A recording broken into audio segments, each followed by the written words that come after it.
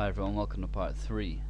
Okay, so Carlsen has just played knight takes a5, and Aronian continued with rook f e8, which is adding pressure down the d file and encouraged Carlsen to finally resolve his central pawns with e5, and they've done a great job from where they were. White has won a pawn due to the pressure, and although this makes defending easier for black, white will retain a lasting advantage as the middle game continues, not only because of his material advantage but also positionally white is still better, and there's the threat of knight takes c6 now, which wasn't advisable on the last move.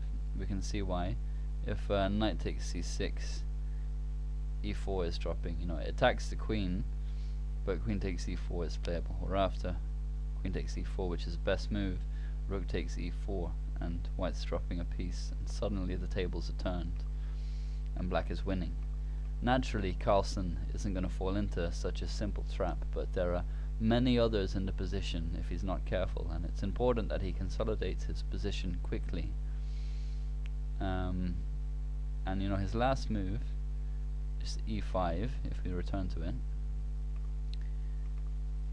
as weakened d5, and it means that knight d5 can be played, and claiming this outpost was of course something that Aronian had in mind when he sacked his a pawn, and this move has the added bonus of defending the c6 pawn from the knight, the rook's defending it.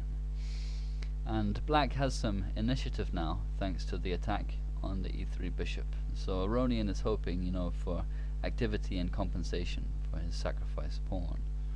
And Carlsen calmly played bishop d2, which controls the forward motion of the knight on d5 and applies pressure already to the weakened b4 pawn. And Aronian followed up with rook e d8, again applying pressure to the backward d4 pawn, which is the newly created weakness in the white position. And white has to take care now not to fall prey to tactics. There is some pressure on his position here, and his a5 knight is loose, and Aronian probably envisaged this position or something similar when he sacked his a pawn. But as long as white takes care, he'll be fine. And Carlsen continued logically with knight f4, which is aiming to trade off this strong d5 knight. And Aronian at this stage went astray in his calculations and played queen a7, which has two threats. That's attacking the a5 knight and threatening bishop takes e5, because from a7 the queen is pinning the backward d4 pawn. And if knight c4 now, which apparently defends e5 and gets the knight out of danger, there's queen takes d4 check. But there's a problem with this move that allowed Carlsen a tactical shot to win a second pawn, and we'll see that in a moment.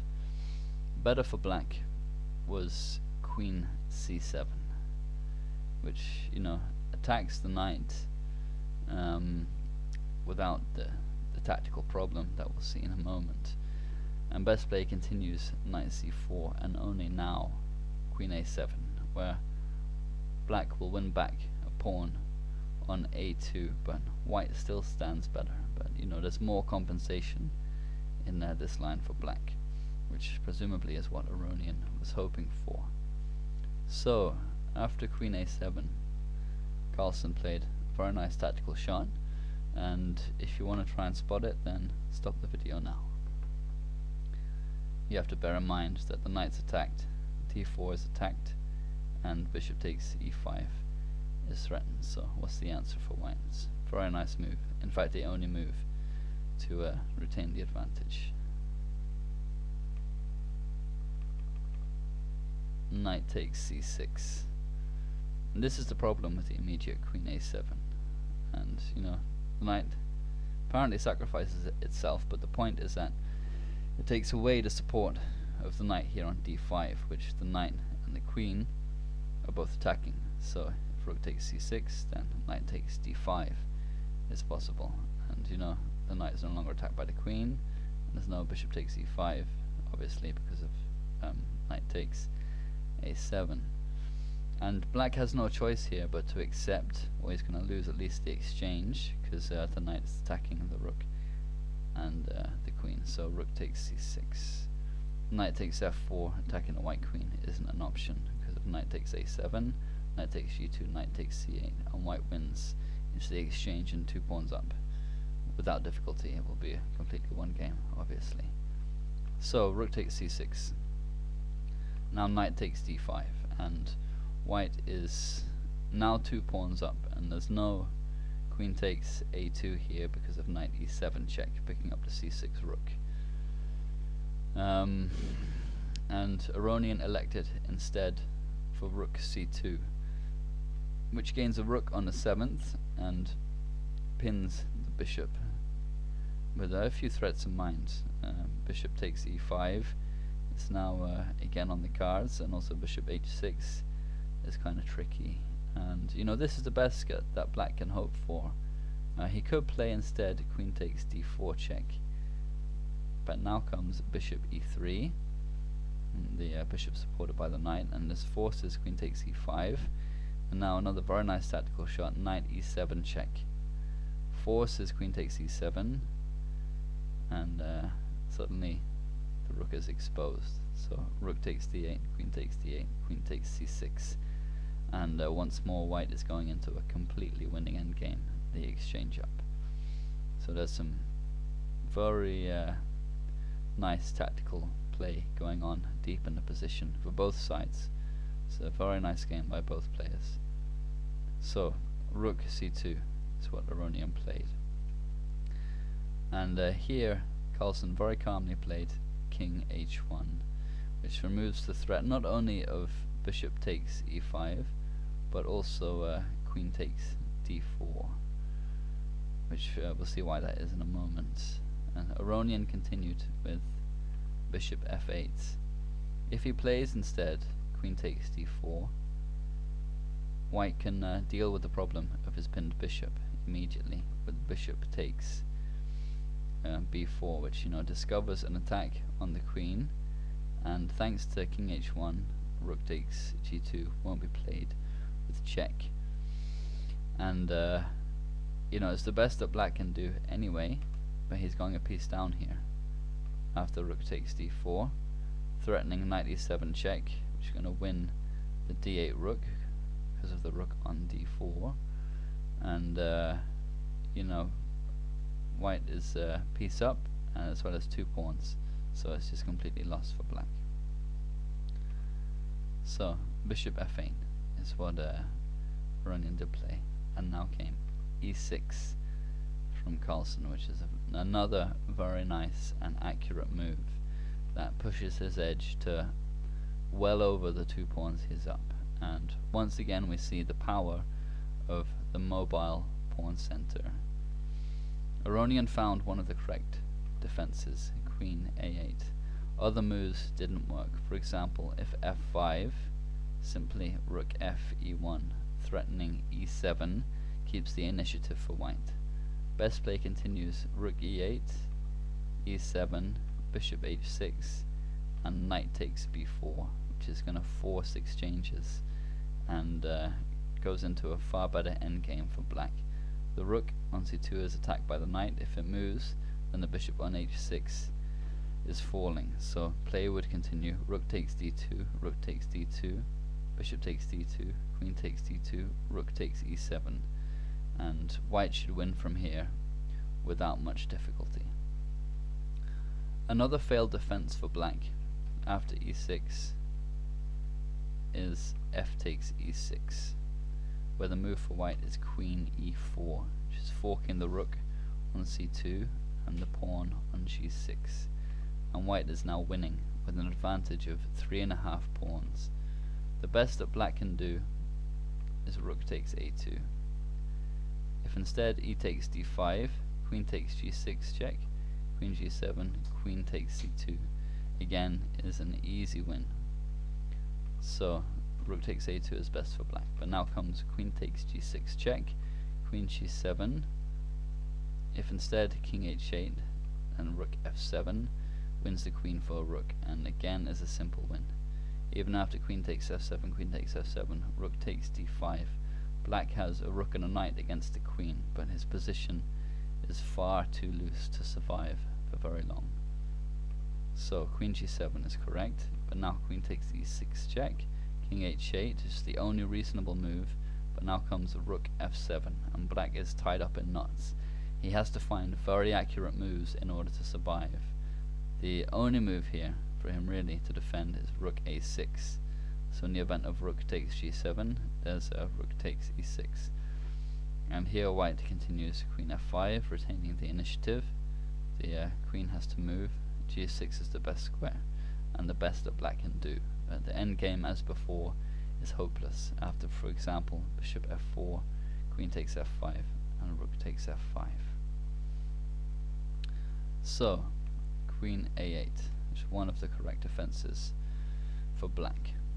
And Carlsen continued with e takes f7 check, which is one of two winning continuations for white, the other one being e7, which forces rook takes d5. You know, white is dropping this piece as it was attacked by the queen and the rook. And now, not e takes f8 and queening, but simply e8 queening, which is winning the exchange. You know, queen takes e8 is forced here, and now queen takes d5. And again, white is the exchange up with a pawn to boot, and not much compensation for black. And you know, this is a good continuation, but the variation that Carlsen chose, despite apparently being objectively weaker on the very deep computer analysis, was a good human choice, as it led to a lot of simplification and resulted in a winning endgame. In actual fact, it required a lot more calculation to figure out, and in that respect it is more impressive than this line, where although white is winning, the presence of the queens will create big complications despite being the exchange up. So let's return to the game. Carlsen has just played e takes f7 check, and Aronian played king h8. This makes little difference if he plays king g7. h8 is obviously more solid, and white is now obliged to save his knight. It's attacked by the rook and the queen, as I said. And Carlsen played knight f4, which, you know, as I said, this line is the human continuation, because this is forcing the queens off, and it's going to go into you know, a winning endgame. White is 3 pawns up. He's going to give one of them back, and you know, go into a technically winning endgame. And play continued. Queen takes g2. And if black tries to keep the queens on instead, for example, with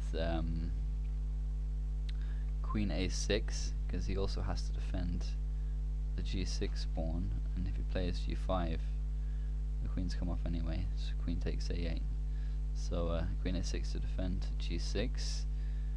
Now comes queen e4, which is forking the rook and the g6 pawn, as we saw before, and white is totally winning again. And there's no other way to both defend the g6 pawn and keep the queens on, so Aronian is obliged to go into an inferior endgame with queen takes g2. And Carlsen played king takes g2, which means the pin on this bishop still exists but retains the threat on the g6 pawn, although Fritz felt that knight takes g2 instead, despite being passive, was more accurate. So king takes g2, and now rook takes d4.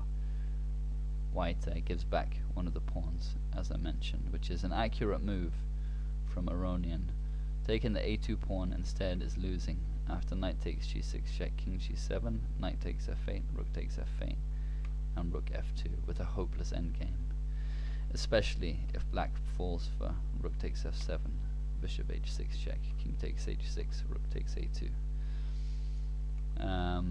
Okay, so rook takes d4, and here Carlsen played once again the only move to retain the advantage, which presumably he'd calculated, you know, when he played the check here on f7 with the pawn, if not before, which is rook f2. It's a very nice and accurate play. Getting impatient and playing knight takes g6 is obviously tactically wrong due to the pressure on the d2 bishop. Instead, for example, king takes g7, knight takes f8, rook d takes d2 check, rook takes d2, rook takes d2, king g1, knight takes f8, where black has very good drawing chances, if not more. Okay, that's the end of part 3.